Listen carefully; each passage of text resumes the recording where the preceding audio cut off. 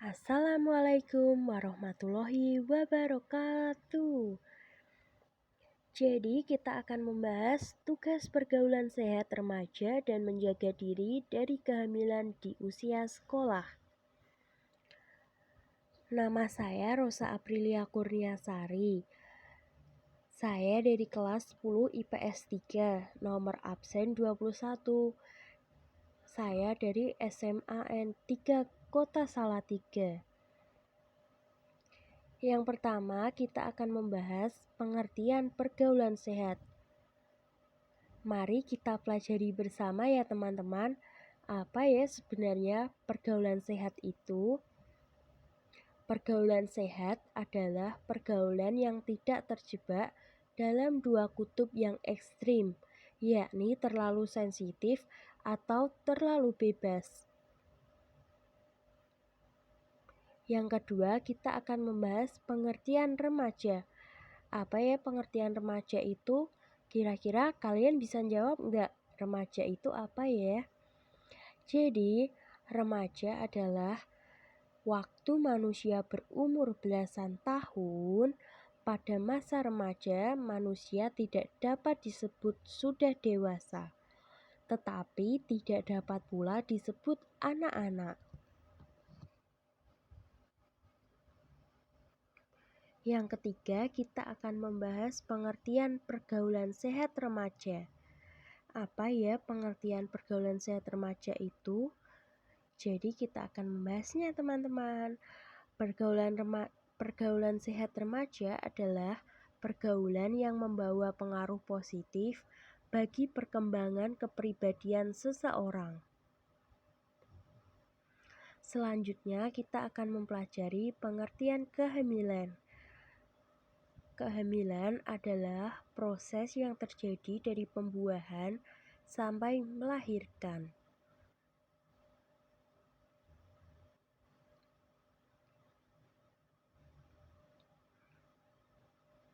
Selanjutnya kita akan membahas dampak positif pergaulan sehat. Yang pertama, meningkatkan rasa percaya diri. Mengapa meningkatkan rasa percaya diri? Karena jika kita bergaul positif atau sehat, kita akan terhindar dengan masalah. Jadi kita bisa lebih percaya diri di depan masyarakat, sekolah, ataupun keluarga. Kita bisa berani berpendapat, berperilaku baik tanpa takut. Yang kedua, mudah menentukan tujuan hidup. Mengapa ya?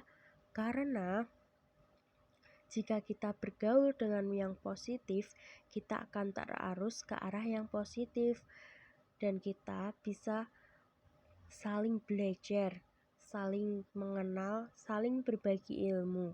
Jadi kita bisa menentukan tujuan hidup kita dengan bergaul yang benar.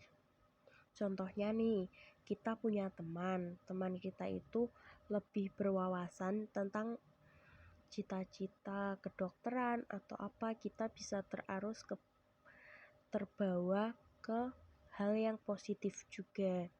Begitu ya teman-teman.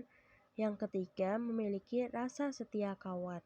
Jika kita bergaul dengan yang positif, kita akan memiliki rasa setia kawan, rasa empati.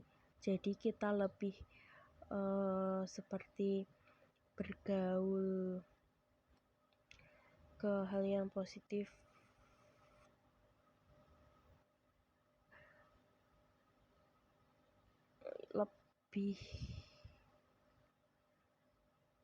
lebih seperti mengenal, atau kita itu lebih erat, lebih tidak terlalu banyak masalah, dan kita juga tidak dihantui dengan masalah ya. Selanjutnya kita akan membahas dampak negatif pergaulan bebas. Ada 3 ya teman-teman, coba kita bahas satu persatu. Yang pertama, terjerumus dan kecanduan. Jika kita bergaul dengan negatif, kita terjerumus dan kita akan merasakan kecanduan. Kecanduan itu adalah rasa yang dimana itu kita ingin melakukannya terus-menerus. Selanjutnya, hamil di luar nikah. Mengapa bisa hamil di luar nikah? Karena jika kita bergaul dengan yang negatif atau pergaulan bebas, kita juga akan terarah kepada hal yang negatif atau hal yang tidak baik. Jadi kita walaupun kita baik tapi kita bergaul bebas atau bergaul dengan yang negatif, pasti kita akan terbawa dengan hal yang negatif. Yang ketiga, bisa terjerat hukum. Banyak kasus di Indonesia yang hamil di luar nikah dan terjerat hukum. Selanjutnya, kita akan membahas dampak negatif hamil muda. Apa saja ya teman-teman? Coba deh kita bahas. Yang pertama, menjadi penyendiri. Kenapa kita bisa menjadi penyendiri, Kak? Jadi gini, ketika kita mengalami hamil muda, kita merasa malu dengan teman-teman, dengan lingkungan masyarakat, dengan keluarga. Jadi kita merasa menyendiri, takut akan apa yang sudah kita lakukan sebelumnya. Jadi kita seperti minder atau yang sering kita sebut itu insecure. Jadi kita merasa seperti diri kita itu adalah diri yang berada di titik terbawah. Makanya kita harus menghindari pergaulan negatif agar tidak terjerumus ke hamil muda. Selanjutnya, penyakit menular seksual.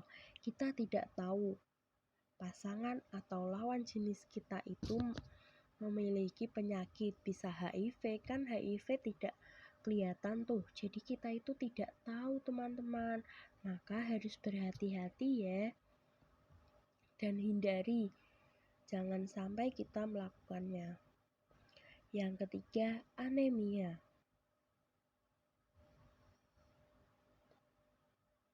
Selanjutnya yang akan kita bahas lagi adalah cara mencegah. Apa saja ya cara mencegahnya? Kira-kira apa deh?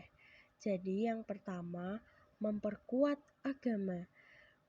Kita memiliki keyakinan yang berbeda-beda, tetapi semua keyakinan itu pasti mengarahkan hal yang ke positif. Jadi kita lebih memperkuat agama agar kita tidak salah bergaul atau bergaul yang negatif atau bergaul bebas. Dengan adanya agama yang erat, kita percaya bahwa Tuhan itu ada. Jadi kita harus kuat agama agar tidak terjerumus ke hal yang negatif. Kedua, memperluas pengetahuan. Memperluas pengetahuan itu banyak sekali teman-teman. Kita bisa mendapatkannya di masyarakat, di keluarga, dan di sekolah. Kita bisa bertanya kepada teman, kepada tetangga, kepada misalnya nih di masyarakat itu kepada tetangga, di sekolah itu di teman, guru, dan masih banyak lagi ya teman-teman. Kalau teman-teman sendiri suka mencari pengetahuan baru nggak nih? Jadi kalau kita mencari pengetahuan baru atau memperluas pengetahuan, itu adalah sama saja kita mengarahkan hal yang positif. Yang ketiga, memperbaiki komunikasi dengan keluarga. Bagaimana caranya, Kak? Aku juga sering komunikasi kok. Tunggu dulu teman-teman.